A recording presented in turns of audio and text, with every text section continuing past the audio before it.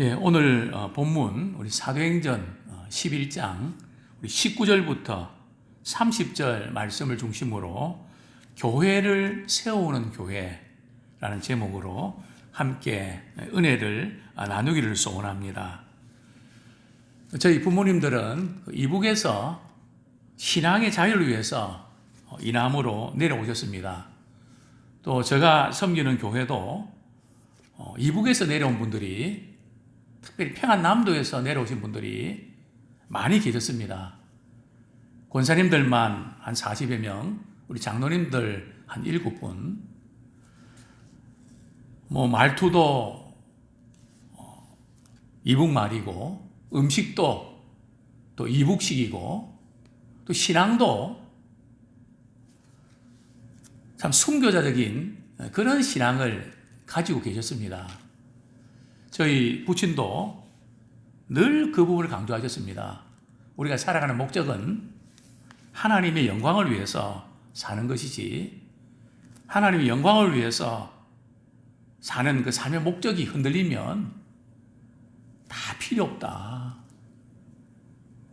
공부하면 뭐하냐? 돈 벌면 뭐하냐?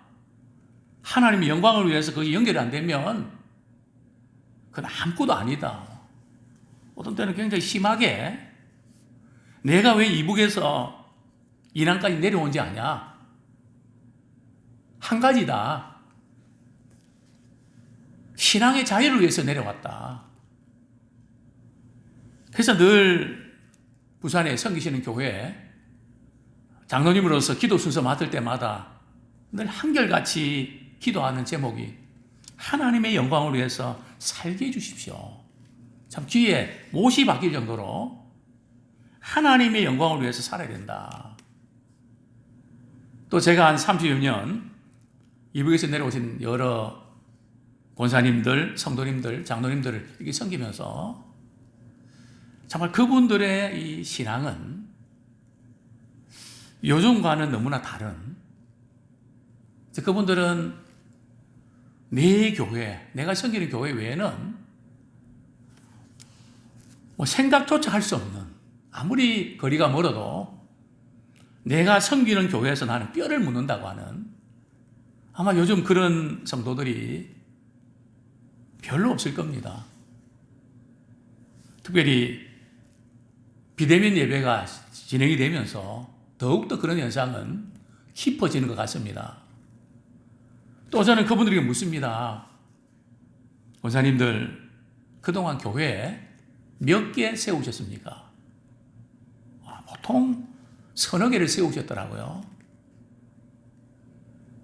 그 이북에서 내려오셔서 동대문 시장에 가서 포목 장사도 하시고 사업을 하시면서 돈을 벌어서 하나님의 몸된 교회를 세우는, 참 이북의 정든교회를 떠날 수밖에 없고 또 이곳에 와서 하나님 몸된 교회를 세워나가는. 그런데 참 놀라운 것은 그 자녀들과 후손들이 교회를 세우는 그 성도들, 또 교회를 세우는 교회는 복을 받게 되어 있습니다. 저는 제가 몸된 교회를 섬기면서 특히 동남아시아 지역에 정말 복음을 위해서 하나님의 교회를 세우자. 또 우리나라에도 참 어려운 교회들이 많이 있습니다. 우리 교단에서도 어려운 교회들이 많습니다.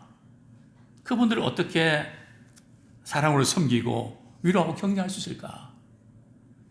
교회가 교회를 세워야 되는데, 특별히 코로나 전국에 너무나 많은 어려운 교회들, 오늘 찬양을 부르면서 그분들을 참 어떻게 격려하고 용기를 북돋을까? 그 고민을 이렇게 하게 됩니다. 특별히 오늘 본문에 보면 예루살렘 교회가 스데반이 순교한 이후로 많은 핍박을 받게 되죠. 그래서 그들은 뿔뿔이 흩어집니다. 이 뿔뿔이 흩어졌다는 의미는 신앙을 포기했다는 의미일까요? 그런 의미는 아닙니다. 그들은 이 복음을 전하기 위해서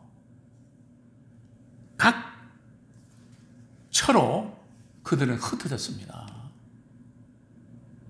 뭐 집에서 예배드리고 뭐 그 정도가 아니고요.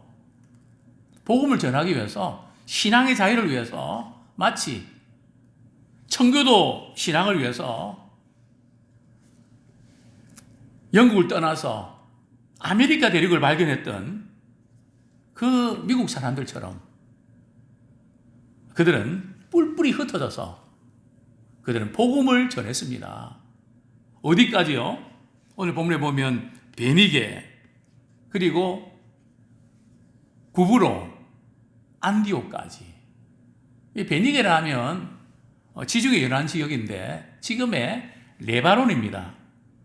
또 구브로라 하면 우리 안디옥과 다소와 마주하는 섬인데요. 오늘날은 키프루스라고, 사이프러스라고도 하죠. 그 섬 이렇게 맞은편에 있는 구브로 섬, 또 심지어 이제 안디옥 지역까지 복음을 전파를 했습니다. 근데 그들이 복음을 전파할 때에 복음을 전하는 대상이 누구였을까요? 선교의 대상이 누굽니까? 19절 하반절에 보면 유대인에게만 말씀을 전하는데, 그러니까 그들은 유대인과 이방인의 장벽이 무너졌는데도 불구하고 아직도 우리 민족 가운데도 예수 안 믿고 이런 분도 많은데 그때요, 헬라인들, 이방인들에게 복음을 전할 필요가 있나? 꼭 뭐 이렇게 선교 나가서 복음을 전할 필요가 있나? 경제적으로 어려운데 아마 아직도 그 유대인이라고 하는 그 인종에 대한 어떤 한계를 뛰어넘지 못하는 것을 보게 됩니다. 근데 유대인들에게 복음을 이렇게 전할 때는 부흥이라든지 많은 사람이 죽게 돌아왔다는 언급들이 별로 없습니다. 우리 20절 봅니다. 그 가운데서도 이방인들에게, 즉 헬라인들에게 복음을 전했을 때는 많은 영혼들이 주님께로 돌아옵니다. 우리 20절, 21절 말씀, 사도행전 11장 20절, 21절 말씀 같이 한번 읽겠습니다. 시작. 그 중에 구브로와 구린의 몇 사람이 안디옥에 이르러 헬라인에게도 말하여 주 예수를 전파하니 주의 손이 그들과 함께 하심에 수많은 사람들이 믿고 주께 돌아오더라.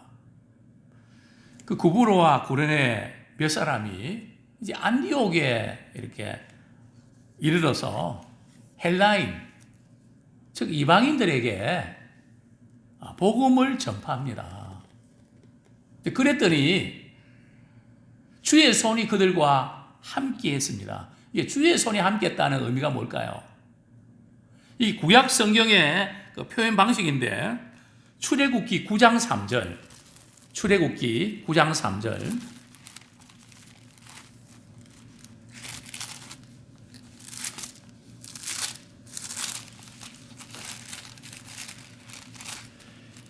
네, 같이 한번 읽도록 하겠습니다. 출애굽기 9장 3절 시작. 여호와의 손이 들에 있는 내 가축과 가축 곧 말과 나귀와 낙타와 소와 양에게 더하리니 심한 돌림병이 있을 것이며, 여기 보면 주의 여호와의 손이, 이 주의 손이라는 것은 하나님의 능력을 의미합니다.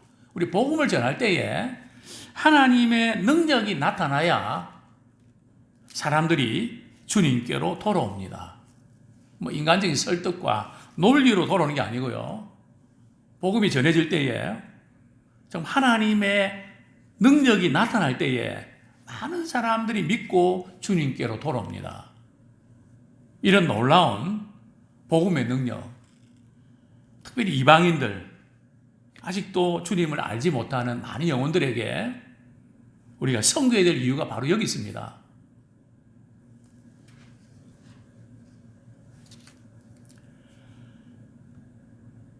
22절에 보면 예루살렘 교회가 이 소식을 듣게 되죠. 이방인들이, 안디옥에 있는 이방인들이 복음을 듣고 많은 사람이 주께로 돌아왔습니다. 이게 도대체 어떻게 된 의문인가? 그래서 예루살렘 교회는 누구를 파송합니까? 사도를 파송하는 게 아니라 바나바를 파송합니다. 바나바는 사도 아니거든요. 그러면서도 정말 이 선교에 대단한 그 영향을 끼쳤던 인물이죠.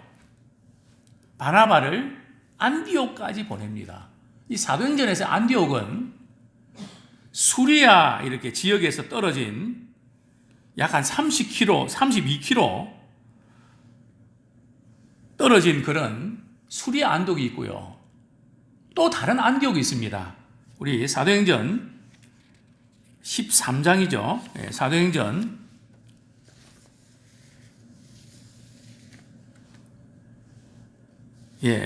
비시디아 안디옥이 있습니다. 13장을 알고 있는데요. 사도행전 13장 14절, 그렇죠? 13장 4절. 14절, 그들은 버가에서 더 나아가 비시디아 안디옥에 이르러 안식일의 회당에 들어가 앉으니라. 여기 이제 비시디아 안디옥인데, 지금 오늘 본문에 나오는 안디옥은 수리아 안디옥입니다. 즉 시리아 안디옥인데, 이곳이 로마의 행정 도시로는 세 번째 큰 도시입니다. 로마, 알렉산드리아, 또 안디옥. 아주 큰 도시인데요. 여기에 이제 안디옥 교회가 세워지면서 이방인 선교 센터의 역할을 하는 겁니다. 대단한 그런 역사가 우리가 나타나는 것을 우리가 보게 됩니다. 자, 그러면서 이제 이 바나바가 예루살렘 교회에서 파송돼서 안디옥 교회를 이제 방문을 하게 되죠. 가서 보니까 그 교회 분위기가 어떻습니까? 23절부터 24절까지 같이 읽겠습니다. 시작. 그가 이르러 하나님의 은혜를 보고 기뻐하여 모든 사람에게 굳건한 마음으로 주와 함께 머물러 있으라 권하니, 바나바는 착한 사람이요 성령과 믿음이 충만한 사람이라. 이에 큰 무리가 주께 더하여지더라. 바나바가 안디옥 교회를 이렇게 방문해서 보니까 하나님의 은혜를 보고 기뻐하게 됩니다. 이게 하나님의 은혜를 보고 기뻐한다는 것은 물론 성도들이 우리 하나님의 은혜를 많이 받는 그 모습을 보고 기뻐한다는 의미도 있지만, 여기서 하나님의 은혜를 보고 기뻐한다는 것은 매주 또 매주일마다 또 매일 예수 믿고 구원받는 사람들이 계속해서 들어온다는 거죠. 참 하나님의 은혜가 임하는 그런 안디옥 교회의 그런 모습을 보면서 그 초신자들에게, 이들은 초신자들입니다. 바나바는 이렇게 당부합니다. 모든 사람이 굳건한 마음으로 주와 함께 머물러 있으라. 이전 성경은 주께 붙어 있으라. 이 초신자들에게는 신앙의 격려가 필요합니다. 왜냐하면 아직도 세상 살아가는 삶의 방식이 몸에 배이기 때문에 조그만 어려움과 또 힘든 일에도 낙심이 되고 믿음이 약해지기 쉽습니다. 또 우리 교회 안에서도 그렇죠. 처음 예수 믿는 사람들은 마귀의 공격도 강하고 세상적인 삶의 방식도 아직도 몸에 배어 있고, 그래서 신앙생활하기가 쉽지 않습니다. 그래서 그들에게는 신앙의 격려가 필요합니다. 정말 신앙의 목표가 흔들리지 않도록 그 믿음을 굳건하게 해주는 다양한 그런 격려와 도전이 필요합니다. 저는 이번 우리 코로나로 인해서 오히려 지금 이 코로나가 전도기가 될 수 있습니다. 뭐 예를 들면 우리 온라인 예배 드릴 때 안 믿는 남편도 같이 예배에 참여케 하고, 자녀들도 같이 예배에 참여케 하고 그렇게 해서 정말 가족 단위로 예수님께 나오는 믿음 생활하는 그런 기회가 되기를 원합니다. 또 주님께 붙어 있어라. 이렇게 바나바는 격려합니다. 그런데 이 바나바는 내 힘으로는 이렇게 좀 한계가 있다. 동력자가 필요하다. 그것을 이제 간파한 거죠. 그런데 바나바는 참 좋은 점이 많이 있습니다. 바나바라고 하는 이 사람이 있기 때문에 이 사람 때문에 전도가 많이 된단 말이죠. 이게 지금 새해에 우리가 전도하고 전도하는 것도 중요하지만 정착이 돼야 됩니다. 정착은 교회 분위기입니다. 암흑에 그분 참 끌리기도 하고 또 그 모임에 가면 세상에 볼 수 없는 아주 독특한 그런 끌리는 것이 있다. 그래서 그 모임이 좋은 겁니다. 그래서 우리는 정착하는 분위기를 만들어야 됩니다. 내가 이 교회에 참 이렇게 그 다음 주도 기다려지고 또 가고 싶어지고 그분 만나고 싶어지고 그러면 우리 먼저 믿는 우리 그리스도인들이 그런 분위기들을 우리가 만들어 가야 되죠. 그래서 바나바는 이 한 사람 때문에 말이죠.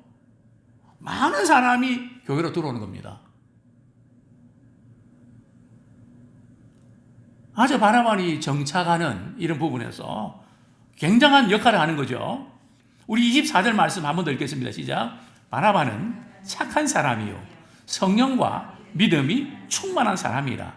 이에 큰 무리가 죽게 더하여지더라. 가룟 유다가 자살하고 나서 그 빈자리 한 사람을 뽑지 않습니까? 뽑으면서 그 집사의 자격이 어떤 사람을 필요한가? 이 그 자격 아닙니까? 왜 그런 자격을 가진 사람들을 직분자로 세워야 되는가? 여러분, 그 직분자 한 사람 때문에 많은 사람들이 주님께 나온다는 거죠. 굉장히 중요한 그런 부분들이죠. 이제 바나바는 자꾸 사람들이 들어오니까 이제 그 다음 단계, 전도하고 정착하고 그 다음에 뭐가 필요할까요? 양육이 필요합니다. 그래서 양육에 있어서는 사울이 굉장한 그 논리적이고 학적이고 체계적으로 준비를 한 사람이죠. 물론 이전에 주님 몰랐을 때는 믿는 사람을 바뀌었지만 그래서 바나바가 사울을 찾아 나섭니다.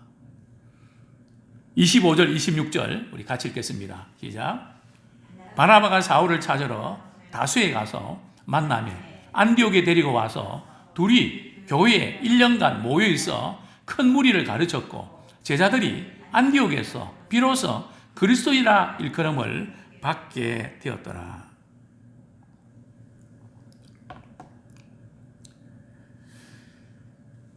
예루살렘 교회에서 이 바나바를 안디옥 교회에 파송한 이유가 있습니다. 그 이유가 뭘까요? 왜냐하면 이 바나바는 구브로 출신이거든요. 그 지역에 대해서 또 주변에 아는 사람도 많잖아요. 그래서 이 전도와 선교에도 그 환경과 그 상황에 맞는 그런 사람을 붙여야 됩니다. 어떤 사람 지적인 사람, 감정적인 사람 다 다르단 말이죠. 그래서 우리 각 목장에서도 누구를 전도할 때 거기에 맞는 그런 분을 붙여야 됩니다. 왜냐하면 이 전도도 코드가 맞아야 됩니다. 물론 성령께서 역사하시지만 이 바나바 같은 경우 그런 헬라인 전도에 굉장히 익숙하고 잘 맞는다는 거죠. 물론 결정인 것은 성령께서 역사하시지만 또 바나바는 지금 이 다음 단계, 특히 지금 한국교회 우리 선교에 새로운 전략이 필요합니다. 저희를 통해서 또 교회가 세워지고 또 사역하시는 분들 이렇게 보면 정말 사역들을 잘하세요. 특징을 보면 한 두 부류가 있습니다. 어떤 교회는 어려운 분들 그저 이렇게 물질적으로 봉쇄하면서 교회에 오게 하는 그런 선교사님도 계시고, 또 그것은 다 필요하죠. 그 다음 단계로 나가는 분들이 있습니다. 매일 큐티하고 말씀 공부하고 기도하고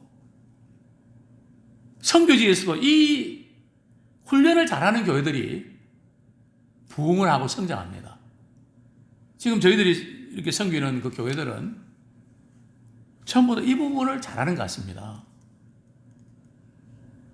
그래서 바나바는 사울을 동역자로 이렇게 모셔와서 얼마 동안요? 1년간.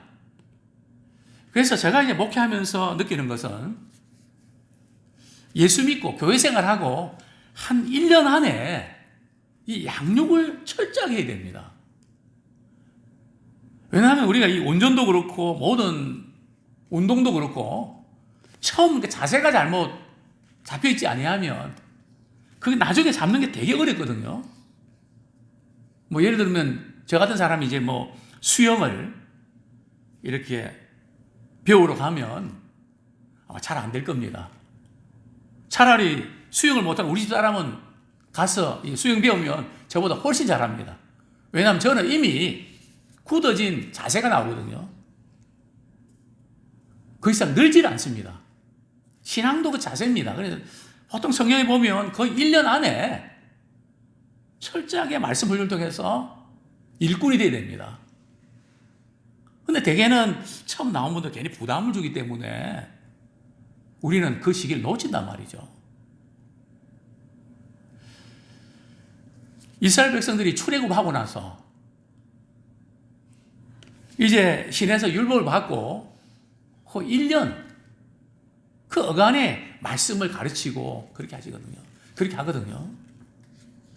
그래서 우리 전도하고 교회 나오게 하는 부분도 중요하지만은 우리가 양육에 들어가야 됩니다. 그렇게 해야만 이제 일꾼이 되죠. 그래서 오늘 본문에 보면 안디옥에서 비로소 그리스도인이라는 일컬음을 받게 됐다. 이 그리스도인이 누굽니까? 불신자들이 볼 때는 아주 경멸하는 예수 믿는 것들, 예수쟁이들, 뭐 이런 욕입니다. 그러나 이 그리스도인이라는 이 의미는 그리스도께 속한 사람이라는 뜻입니다. 그리스도의 도를 따르는 사람들, 또한 그리스도 때문에 고난을 받는 사람들, 뭐 축복받는 거기에 매이는 게 아니라 주님 때문에 고난도 각오하는 그런 믿음의 일꾼들이 아름답게 세워지기를 소원합니다. 이제 그때에 또 이제 선지자들이 예루살렘에서 또 안디옥으로 찾아옵니다. 그리고 아가보라는 한 사람은 성령에 붙잡힌 바 되어서 예언을 합니다. 천하의 큰 흉년이, 여기 천하라는 것은 바로 로마죠. 로마의 큰 흉년이 듭니다. 실제로 글라우디 황제 때 흉년이 들었죠. 그러다 보니까 예루살렘 교회가 주 파송교회입니다. 안디옥 교회는 파송교회입니다. 그런데 예루살렘 교회가 너무 어려우니까 파송교회에서 말이죠. 우리가 참 큰 은혜 받고 도움 받았는데